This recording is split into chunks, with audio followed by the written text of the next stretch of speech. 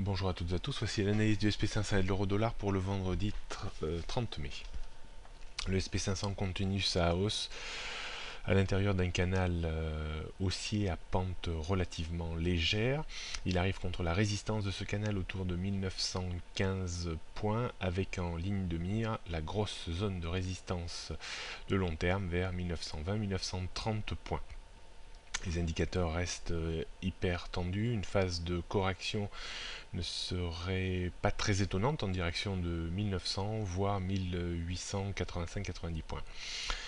Il faudrait une rupture de 1870 et surtout 1860 points pour engager une phase de baisse plus profonde en direction de 1831 voire 1765 points.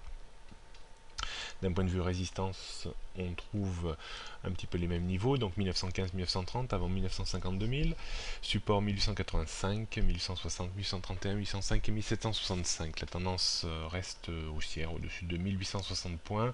On peut tenter des petites ventes à découvert dans la zone 1910-1925 pour viser un retour vers 1870 points avec un stop à 1950 points.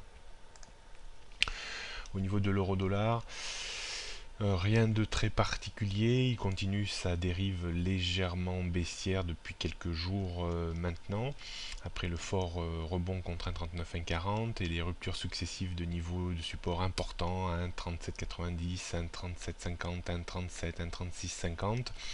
Il joue avec son support maintenant à 1,36 avant peut-être d'aller rejoindre le support moyen terme de très grande importance à 1,3520. Une phase de reprise technique reste toujours possible vers 1,3650 voire au mieux vers 1,3750 maintenant. D'un point de vue résistance, donc 1,3650 première résistance avant 1,3680, 1,3750, 1,3790, support 1,36 avant 1,3530, la tendance reste baissière en dessous de 1,3750. On pourra vendre 1,3790, 1,38, c'était les niveaux de ces derniers jours.